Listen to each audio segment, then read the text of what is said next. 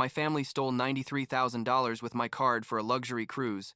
While I paid for everything, I cut them off financially. And now my parasite brother will pay debt for decades while I live my best life. I'm 29 years old. I work as a creative director at an agency in Chicago, and for the last 6 years, I've been basically paying for my entire family's life. Like, not just helping out, but literally supporting my parents and my younger brother Evan, who's 25 and has never worked a full day in his life. And when I say never, I mean never. The guy spends his time playing video games in my parents' basement like he's 15 years old, but he's already 25. You know what I mean? And I, like the idiot I was for years, thought I was doing the right thing, helping my family because I have a good job and make good money. But what happened, like 3 months ago, woke me up in the most brutal way possible. And honestly, even though I feel a little guilty sometimes, I don't regret anything I did after. I guess I should start from the beginning, so you understand how I got here. I grew up in a Chicago suburb. Nothing fancy, but not bad either. Let's say a middle-class house with a small yard, all that. My dad worked in a factory and my mom was a nurse. Like normal life, right? But for as long as I can remember, Evan was always the favorite, the golden child who could do no wrong. I was 4 years older, so I had to be the responsible one, the one who set an example. If I got a B, it was why didn't you get an A, Adrian? But if Evan got a D, oh, it doesn't matter, sweetheart. The important thing is, you tried. You know how that goes? When I finished high school, I went to college, studied graphic design and communications, busted my ass working part-time at Starbucks and then at a print shop to pay for my stuff, because my parents basically told me they didn't have money to help me. Fair enough. I got it. I graduated, got a good job at a small agency, and little by little I moved up. By 23, I was already a junior creative director, making like $65K a year, which at that time seemed like a fortune to me, honestly. Evan, meanwhile, kept living at home. He had tried going to Distinction 2-3, community college, but dropped out after the first semester because, according to him, the professors didn't know anything and the classes were boring. When I was like 24, my dad had a problem at the factory. I don't remember exactly what happened, but basically he got fired or quit or something like that. And suddenly my parents didn't have enough money to pay the mortgage. My mom still worked but didn't make enough for everything. She called me crying one day, said Adrian, "We need help, we don't know what to do." And I, because I'm a good son, or at least that's what I thought, said, "Okay, I can help you with $500 a month." But 500 became 1,000, and then 2,000, and I basically ended up paying their complete mortgage, which was like 1,800 plus utilities. So every month I'd send them like $2,000, sometimes more if there was some emergency. Which there were always emergencies, the car broke down, the washing machine died. Evan needs money for I don't know what. Shit. And Evan, meanwhile, literally did nothing. I'd go visit them like every 2 weeks, and every time I got there he was, in the basement, with his gaming headphones that probably cost $300 that my mom bought him, playing Call of Duty or Fortnite or whatever kids play now. I'd tell him, "Evan, dude, you're already 22, 23, 24 years old. You need to get a job." And he always had the same answer. "I'm looking. I'm waiting for the right opportunity. I'm not going to work at McDonald's because I have potential for more." And my mom would defend him. "Oh, Adrian, leave him alone. He's going through a difficult time."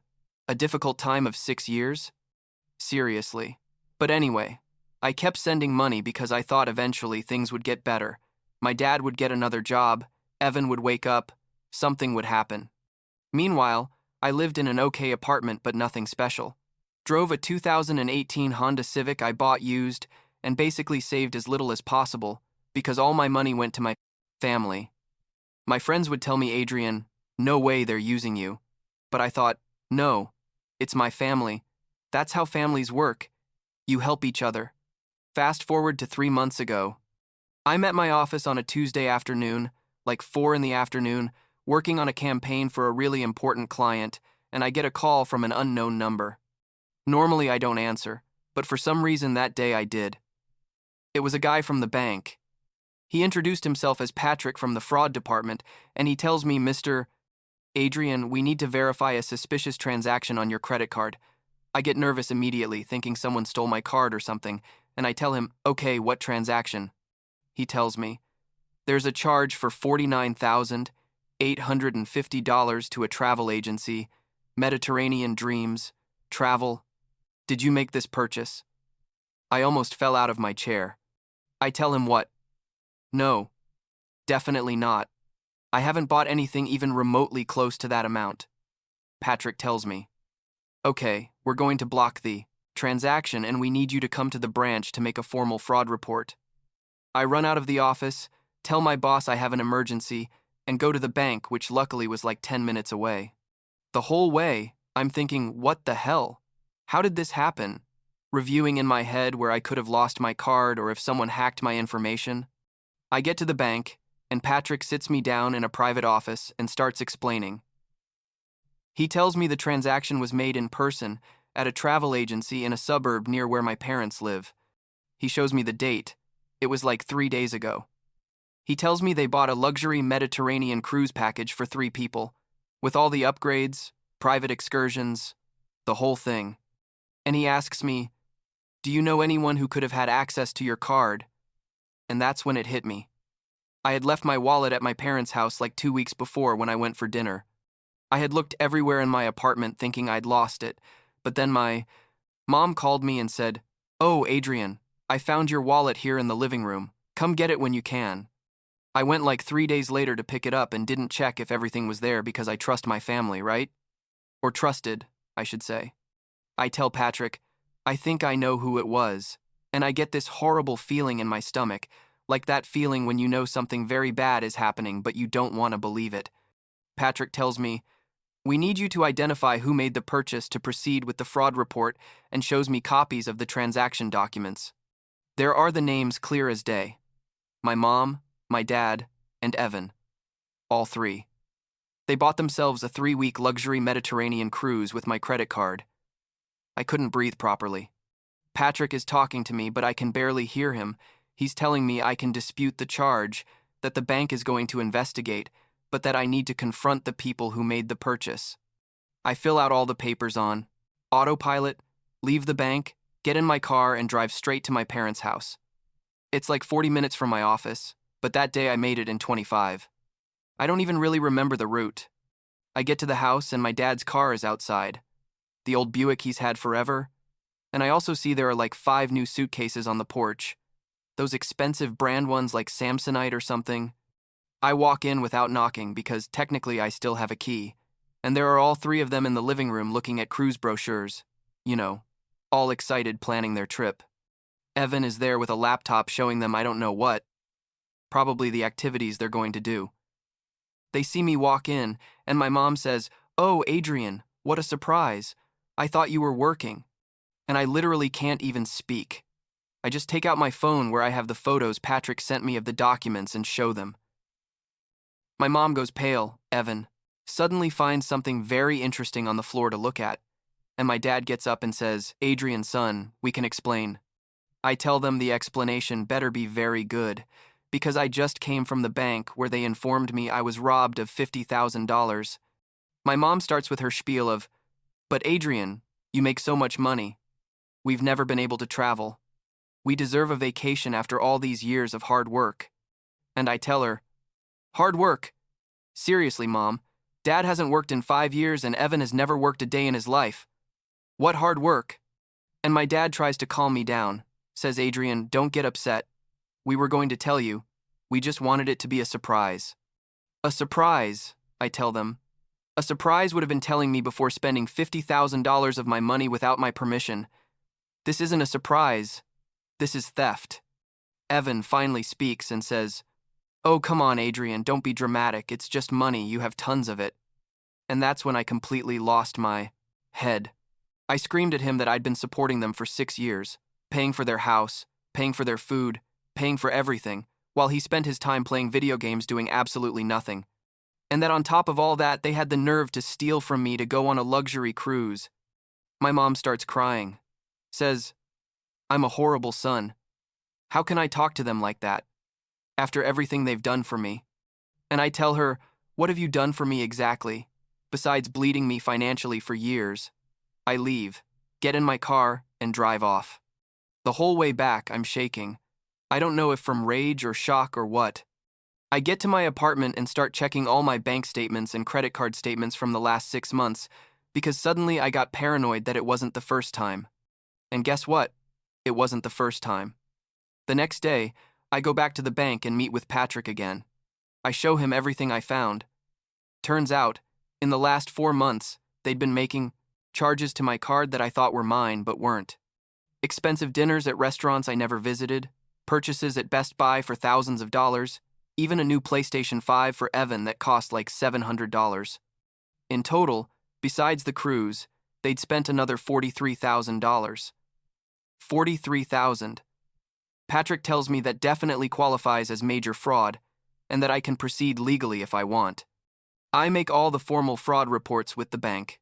Patrick explains that they're going to reverse all the charges and that they're going to investigate my family, that technically they could go to prison for this. Part of me feels bad. They're my family after all. But another bigger part is so angry that I don't care.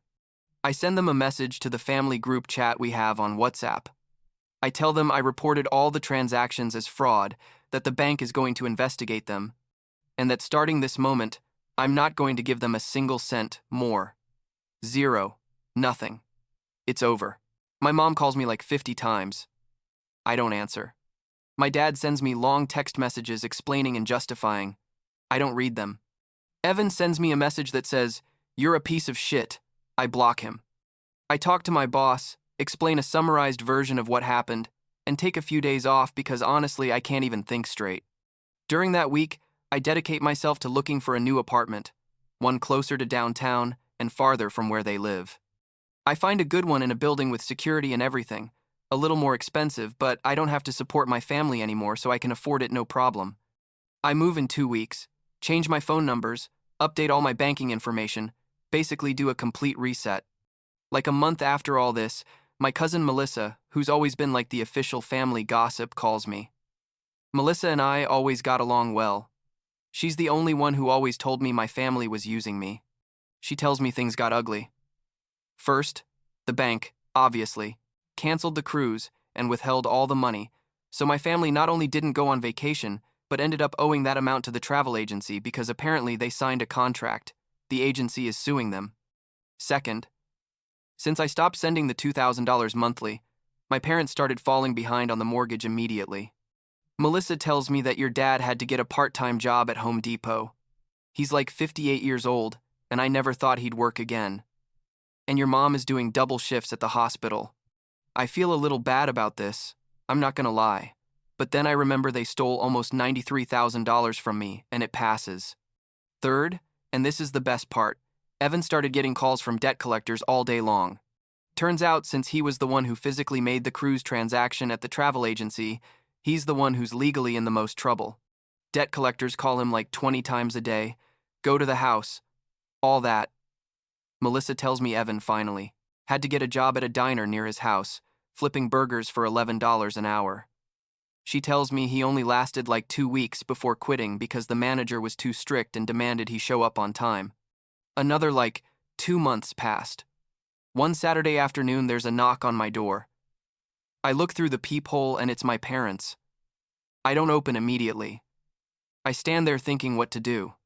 They knock again, and my dad says, "Adrian, we know you're there. Please, we need to talk." Against my better judgment, I open the door, but don't let them in. I just stand in the doorway. They look bad, honestly. My mom has lost weight and looks tired. My dad looks like 10 years older. My mom starts crying immediately and tells me they're going to lose the house, that the bank sent them a foreclosure notification, that please I help them even with something. My dad says he's working, but it's not enough, that they need at least $1,000 a month to catch up on the back payments. I tell them no. Simple and direct. I tell them they had years to learn to live within their means, that instead of stealing $93,000 from me to go on vacation, they could have used that money or that credit to catch up on their expenses. My mom tells me, "But we raised you. We gave you everything." And I tell her, "No, Mom. You gave me the basics that parents are supposed to give, and then you bled me financially for years while you spoiled Evan and allowed him to be a parasite. I tell them I would have kept helping them if they had respected me and not stolen from me. But that's over. My dad tries another tactic, says he didn't know anything about the cruise until it was already bought, that it was my mom and Evan's idea. I don't care, I tell him. You knew and didn't tell me. You could have stopped this and didn't. My mom screams that I'm ungrateful, that she wishes she'd never had children. I tell her honestly right now, I feel the same way. I close the door. I hear them crying on the other side for a few minutes before they leave. I feel horrible but also relieved.